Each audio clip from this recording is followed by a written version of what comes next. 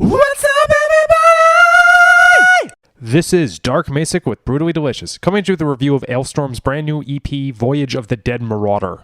So, I've been a fan of Alestorm since 2009, literally the first album, Captain Morgan's Revenge, and we'll talk a little bit about their style later, but keep that in mind when I'm talking about what they do not sound like currently and what they do sound like currently.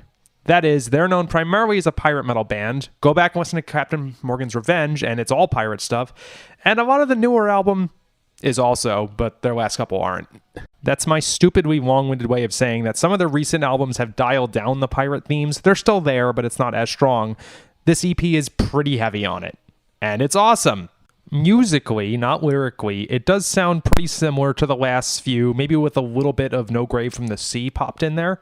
But it sounds really fresh and inspired and high energy.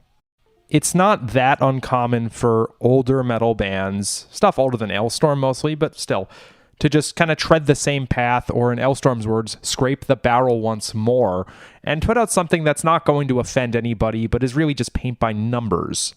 For every single Invincible Shield by Judas Priest, there are probably 5 other bands of that era turning out something that would bore the hell out of me. That said, this EP has 5 songs on it. One of them is a little silly. It's literally called Cock, but I would still say that all 5 of them count. The first 3 tracks were the definite highlights. So that we've got a title track called Voyage of the Dead Marauder. I'm immediately reminded of No Grave but the Sea, but also Some Zombies Ate My Pirate Ship from whichever album that was. They have a female vocalist doing a few choruses here. That seems to be a rising trend, like Twilight Force currently has a female vocalist backing up Conti. And I think it's a very strong addition, particularly to Alestorm. So I saw Gloryhammer and Alestorm on the same bill. You know, Chris Bowes writes the songs for both. And I walked out thinking, yeah, the songs are pretty much the same for both, but Gloryhammer had a much better singer. So adding in someone who can sing like a bird truly accentuates the sound and brings in a new dimension. It's a great driving track. You know, I usually say makes you want to pick up a sword and slay the dragon, but in this case, it's grab a cutlass and a pistol and plunder. They did a track called Uzbekistan, and my first thought was another quote-unquote country song. That is, they have Mexico off of No Grave But the Sea. This one's quite a bit different, though, in that I think it's much stronger of a pirate theme. There are some synthesizer textures I'm not sure I've heard Alestorm use before. Maybe they came up in Tortuga, which I know was very polarizing, but it sounded new. And the last one we're going to talk about is The Last Saskatchewan Pirate. Sort of another country song, not explicitly about Canada, but they do name Regina, yes, it's pronounced Regina, not Regina, several times in the chorus even.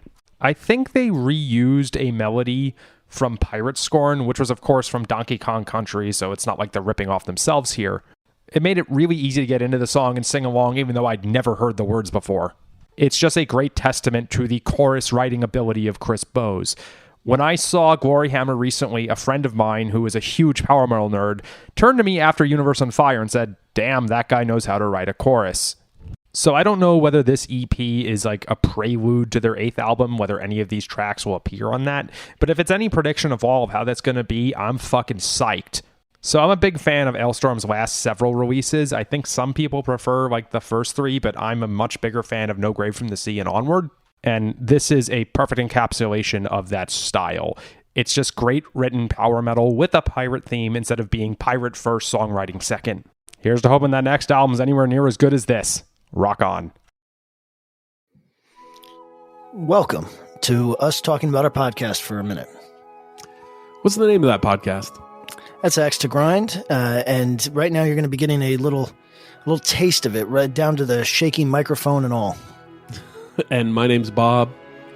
And my name's Patrick, and usually we're joined by Tom.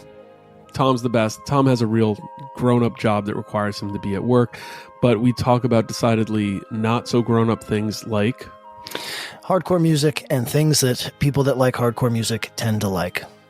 So that could be the latest shows, revisiting classic material, talking about the new classics, all the little dorm room nonsense that you imagine from niche music podcasts that you either love, want to love, or hate. Yeah, imagine all the emotions that you have towards a genre that has impacted your life, and then condense them down to an hour to 2 hours a week.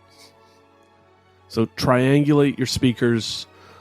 Think about jumping off the bed, singing along, dancing like an idiot, and listen to Axe to Grind podcast.